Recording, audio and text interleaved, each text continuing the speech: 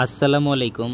Biology first paper chapter 1 second ক্লাসে সবাইকে স্বাগত। আজকের আলোচনার বিষয় কোষ প্রাচীর বা সেল ওয়াল। এই কোষ প্রাচীরটা শুধুমাত্র উদ্ভিদ কোষেই থাকে, এজন্য কোষ প্রাচীর উদ্ভিদ কোষের অন্যতম বৈশিষ্ট্য। প্রাণী কোষে কিন্তু তোমার এই কোষ প্রাচীরটা থাকে না। একটা কোষ প্রাচীরকে 3টি স্তরে ভাগ করা সম্ভব। ফার্স্টের যে স্তরটা তার নাম হলো মধ্যপর্দা। মধ্যপর্দার উপরে যে স্তর সৃষ্টি হয় তাকে বলা হয় প্রাথমিক প্রাচীর। প্রাথমিক প্রাচীরের উপরে যে স্তরটা সৃষ্টি হয় তাকে বলে সেকেন্ডারি প্রাচীর। মধ্যপর্দার উপরে যদি কোনো প্রাচীর সৃষ্টি না হয় আর সেখানে যদি নলের মতো সৃষ্টি হয় তখন তাকে বলে কূপ এলাকা। একটি বিকশিত কোষ প্রাচীরকে 3টা স্তরে বিভক্ত করা যায়। প্রথম স্তরটা কি? মধ্যপর্দা। মাইটোটিক কোষ বিভাজনের টেলোফেজ পর্যায়ে এই মধ্যপর্দায়ের সূচনা হয়, যখন সাইটোপ্লাজম থেকে ফ্রাগমোপ্লাস্ট, গোলগি বডি থেকে আসা পেকটিন জাতীয় ভেসিকল মিলিত হয়ে মধ্যপর্দার সৃষ্টি করে। এরপরে দেখো, কোষ প্রাচীরের যে স্তরটি দুটি পাশাপাশি কোষের মধ্যবর্তী সাধারণ পর্দা হিসেবে কাজ করবে সেটি কি? মধ্যপর্দা। এখন দেখো সেকেন্ড যে স্তরটা সেটা হলো কি? প্রাথমিক প্রাচীর। মধ্যপর্দার উপরে সেলুলোজ, হেমিসেলুলোজ, গ্লাইকোপ্রোটিন এসব জমা হয়েই তোমার প্রাথমিক প্রাচীর সৃষ্টি করে। এইখান থেকে বলতে পারে প্রাথমিক প্রাচীর সৃষ্টিতে কোন কোন উপাদান কাজে লাগে। Cellulose, hemicellulose, glycoprotein. এমসিকিউ আসার সম্ভাবনা আছে। এরপরে দেখো, প্রাথমিক প্রাচীরের উপর তোমার সেলুলোজ, লিগনিন জমা হয়, তারপরে সৃষ্টি হয় কি? সেকেন্ডারি প্রাচীর বা থার্ড যে স্তরটা আছে। আর ভাজক কোষ অধিক মাত্রায় বিপাকীয় কোষে কিন্তু তোমার সেকেন্ডারি প্রাচীর সৃষ্টি হয় না। মনে রাখবা যে ভাজক কোষ আর অধিক মাত্রায় বিপাকীয় যে কোষ আছে সেইগুলোতে সেকেন্ডারি প্রাচীর সৃষ্টি হবে না। টারশিয়ারি প্রাচীর, এই টারশিয়ারি প্রাচীরটা তোমার দেখা যায় নগ্নবীজি উদ্ভিদে।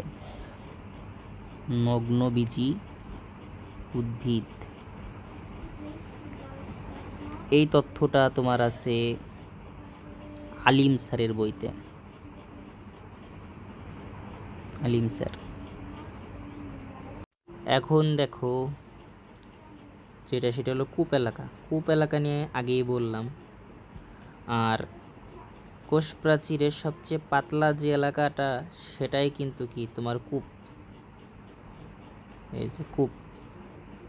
মধ্যপর্দাকে আমরা কি বলবো? Pit membrane. আর মুখোমুখি বা পাশাপাশি অবস্থিত যে 2টা কূপ তাকে বলবে পিট পেয়ার। এখন দেখো একটা কিন্তু পিট মেমব্রেন, একটা কিন্তু পিট পেয়ার। এখন এমসিকিউ তো আসলে তোমরা উলট পালট করার সম্ভাবনা আছে যে কোনটা কি। এই নিয়ে একটা শর্টকাট আমি আলোচনা করতেছি তোমাদের সামনে। এখন দেখো, একটা কিন্তু মধ্যপর্দা, আর একটা কি? আরটা হলো কূপ। এখন কোনটাকে কি বলা হয় এটা মনে রাখার জন্য যে শর্টকাটটা সেইটা তোমরা একটু দেখো। উভয় পাশেই থাকবে সেটা হলো পিট। পিট। এখন আর একটা পার্থক্য আছে সেটা হলো মেমব্রেন। এটা মনে রাখার যে ট্রিক সেটা হলো মধ্যপর্দার আগে আছে পিট, মেমব্রেনের আগেও দেখো আছে কি? ঠিক একইভাবে কূপ, আমরা কূপকে কি বলবো? কূপকে বলবো পিট পেয়ার। দেখো ঠিক একইভাবে কূপের এখানে আছে ফার্স্টে আছে আমাদের এইভাবে চাইলে আমরা মনে রাখতে পারি, আর এইভাবে যদি মনে রাখতে পারি তাহলে এমসিকিউতে আসলে আমরা পারবো। এই এমসিকিউটা খুবই ইম্পর্টেন্ট জাহাঙ্গীরনগর ইউনিভার্সিটির জন্য, খুব। এখন একটা কথা, সেটা হলো দুটি পাশাপাশি কোষের যে প্রাচীর এলাকা আছে সেখানে যদি তোমার সূক্ষ্ম সাইটোপ্লাজমিক সংযোগ স্থাপিত হয় তাকে বলে প্লাজমোডেজমাটা। কেমন সংযোগ? সাইটোপ্লাজমিক সংযোগ। এটা তোমার অলরেডি জিএসটি অ্যাডমিশন 22-23 এ একবার আসছে। এখন বলো যে প্লাজমোডেজমাটার কাজটা কি? পাশাপাশি কোষের মধ্যে সংযোগ স্থাপন করবে, খাদ্যবস্তু, পানি, হরমোন এইসব পরিবহনটাই কি প্লাজমোডেজমাটার কাজ। মধ্যপর্দায় অধিক পরিমাণে থাকে কোন acid? Pectic acid. Already admission টেস্টে আসছে একবার যে পেকটিক অ্যাসিড থাকে মধ্যপর্দায় খুব প্রচুর পরিমাণে। প্রাথমিক প্রাচীরে কোন কোন উপাদান থাকে? Cellulose, hemicellulose, glycoprotein. আবার হেমিসেলুলোজে তোমার জাইল্যান্স, অ্যারাবান্স, গ্ল্যাকট্যান্স ইত্যাদি ধরনের পলিস্যাকারাইড আছে। এখন পরীক্ষায় আসার সম্ভাবনা আছে যে হেমিসেলুলোজে কোন পলিস্যাকারাইড থাকে?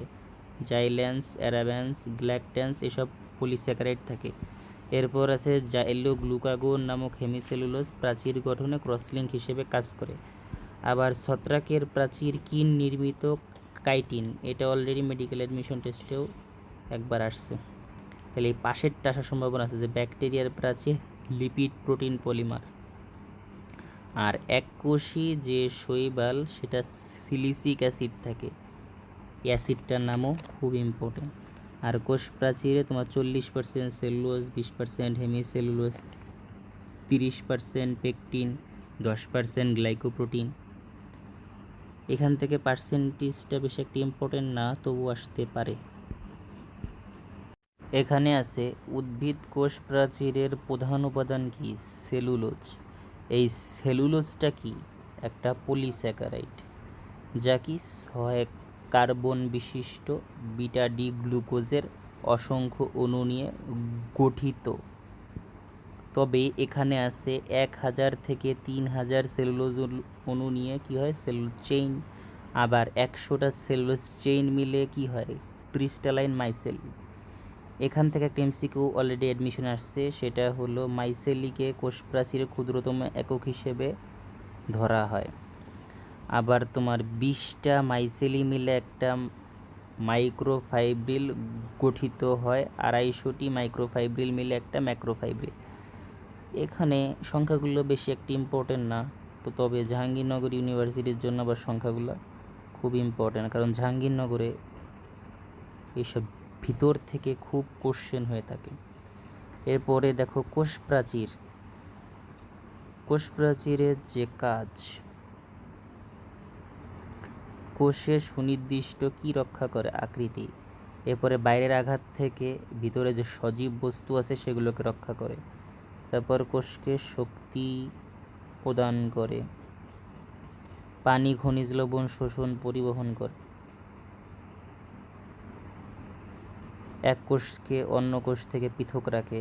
কোষ প্রাচীরের কূপ এলাকা দিয়ে প্রয়োজনীয় বস্তু কোষের ভেতরে বাইরে চলাচল করে। তবে এখান থেকে যে কোশ্চেনটি ইম্পর্টেন্ট সেটা হলো বহি এবং অন্তঃউদ্দীপনার পরিবাহক হিসেবে, বহি এবং অন্তঃউদ্দীপনার পরিবাহক হিসেবে কাজ করে কে? প্লাজমোডেজমাটা। এটা খুব খুব ইম্পর্টেন্ট একটা কোশ্চেন, যে বহি এবং অন্তঃউদ্দীপনার পরিবাহক রূপে কে কাজ করে? প্লাজমোডেজমাটা। প্লাজমোডেজমাটা।